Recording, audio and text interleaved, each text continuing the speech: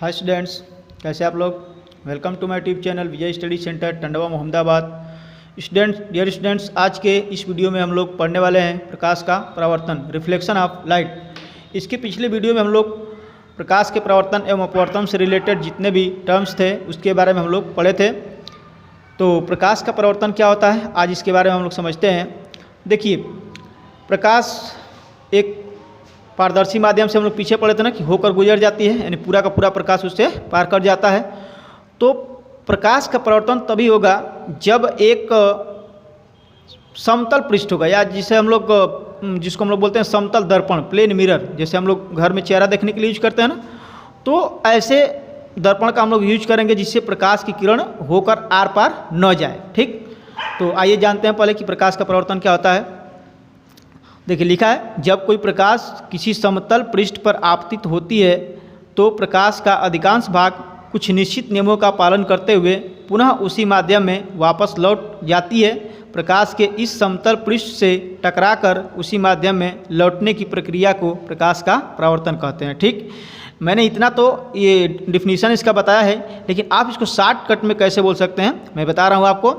क्या बोलेंगे कि जब कोई प्रकाश की किरण किसी समतल पृष्ठ से टकराकर पुनः उसी माध्यम में वापस लौट जाती है तो प्रकाश की इस घटना को या इस प्रक्रिया को ही हम लोग क्या कहते हैं, प्रकाश का परावर्तन, रिफ्लेक्शन ऑफ लाइट।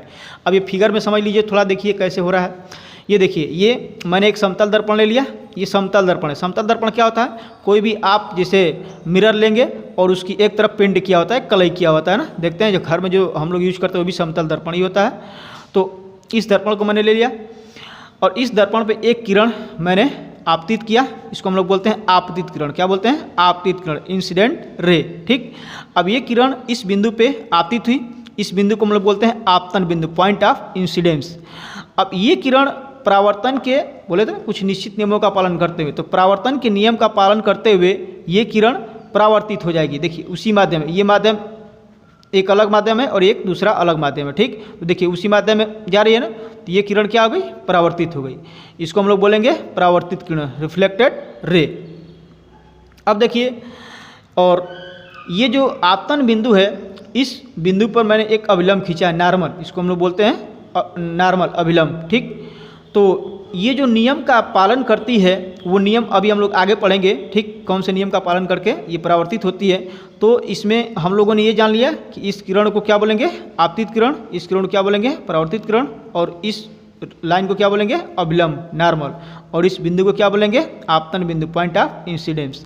अब हम लोग जानते हैं ये जो कोण बन रहा है, ये दोनों कोण, इसको हम लोग क्या बोलेंगे। देखिए यहाँ पे मैंने लिखा भी है कोण ABD बराबर I, ये आपतन कोण है। क्या बोलेंगे इसको, आपतन कोण। तो आपतन कोण क्या होता है, आपतित किरण अभिलंब के साथ जो कोण बनाती है उसे हम लोग क्या कहते हैं, आपतन कोण कहते हैं। ठीक, और इस कोण को हम लोग कहते हैं परावर्तन कोण, जिसको हम लोग R से डिनोट करते हैं। ठीक, और आपतन कोण को I से डिनोट करते हैं। तो ये जो अपवर्तन कोण है इसको हम लोग, परावर्तन कोण है, इसको हम लोग क्या बोलेंगे कि परावर्तित किरण अभिलंब के साथ जो कोण बनाती है उसे ही हम लोग क्या कहते हैं, परावर्तन कोण।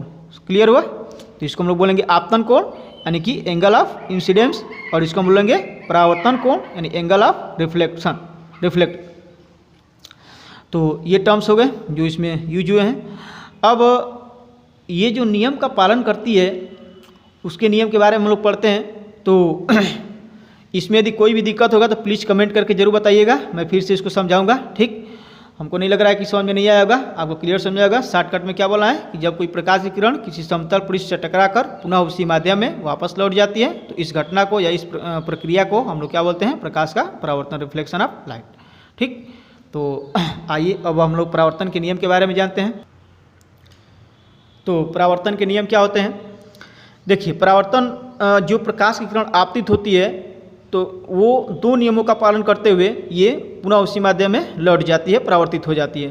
तो इसमें जो पहला नियम है, अब फिगर में ही समझ में आ जाएगा आपको। पहला नियम, आपतित किरण, परावर्तित किरण तथा आपतन बिंदु पर खींचा गया अभिलंब, ये आपतन बिंदु है, खींचा गया अभिलंब, तीनों एक ही समतल में होते हैं। देख रहा ना, ये पहला प्लेन है समतल और ये दूसरा प्लेन है समतल।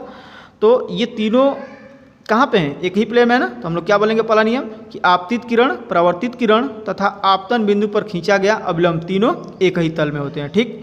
दूसरा जो नियम है आपतन कोण, ये इसको हम बोलते हैं आपतन कोण और ये परावर्तन कोण। तो आपतन कोण सदैव परावर्तन कोण के बराबर होता है, अर्थात ये आई है और ये आर। आपतन कोण को आई से डिनोट करते हैं, परावर्तन कोण को आर से। तो आपतन कोण बराबर परावर्तन कोण यानी कि आई बराबर आर।